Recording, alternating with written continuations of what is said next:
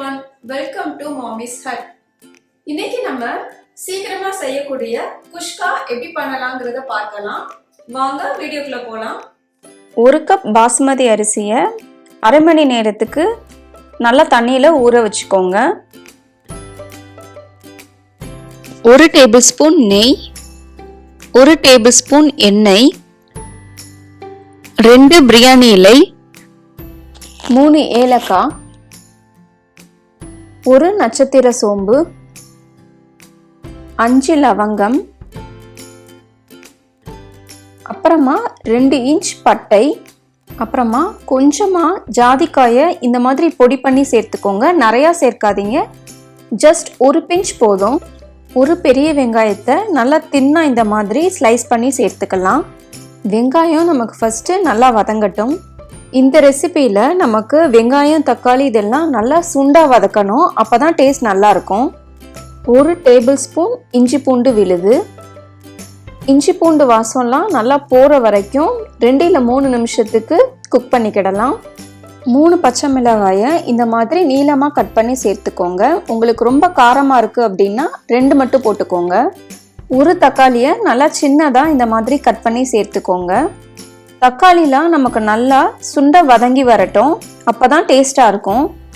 தக்காளிலாம் நமக்கு வதங்கின அப்புறமா 1 டீஸ்பூன் ரெட் சில்லி பவுடர் சேர்த்துக்கோங்க. இன்றைக்கி நான் இதுக்குன்னு தனியாக பிரியாணி மசாலா பவுடர் எதுவும் ஆட் பண்ணலை. நம்ம ஃபஸ்ட்டே ஆட் பண்ண ஹோல் ஸ்பைசஸே ரொம்ப டேஸ்ட்டாக இருக்கும். கை அளவுக்கு புதினாவும் கொத்தமல்லி இலைகளையும் இந்த மாதிரி சின்ன சின்னதாக கட் பண்ணி சேர்த்துக்கோங்க. எல்லாத்தையும் நல்லா மிக்ஸ் பண்ணி விட்டுட்டு ஒரு 2 நிமிஷத்துக்கு மட்டும் வதக்கி விடுங்க. கொஞ்சமாக உப்பு சேர்த்துக்கலாம். நீங்கள் விருப்பப்பட்டால் கொஞ்சமாக பிரியாணி மசாலா பவுடர் சேர்த்துக்கோங்க. பட் நீங்கள் அது போடலைனாலும் இந்த குஷ்கா ரொம்ப டேஸ்ட்டாக இருக்கும். இப்போது தேவையான அளவு தண்ணி சேர்த்துடலாம். இன்றைக்கி நான் 1 கப் ரைஸ்க்கு 2 கப் தண்ணி சேர்த்துருக்கேன். ரைஸ்க்கு தேவையான உப்பை இப்போ சேர்த்துடலாம். ஹை ஃப்ளேமில் வச்சு இது நல்லா பபிள்ஸ் வர்ற வரைக்கும் நம்ம குக் பண்ணலாம். பபிள்ஸ் எல்லாம் வந்துடுச்சு. இப்போ நம்ம ஊற வச்சிருந்த ரைஸை இதில் சேர்த்துடலாம். இதை நல்லா கிளறி விட்டுக்கோங்க. ஹை ஃப்ளேம்லேயே வச்சு நம்ம குக் பண்ணலாம்.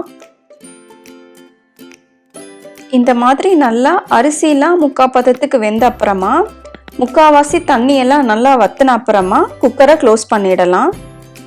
ஹை ஃப்ளேமில் வச்சு 2 விசில் வரவும் குக்கரை ஆஃப் பண்ணிடலாம். ப்ரெஷர் எல்லாம் ரிலீஸ் ஆன அப்புறமா குக்கரை ஓப்பன் பண்ணி பார்க்கலாம்.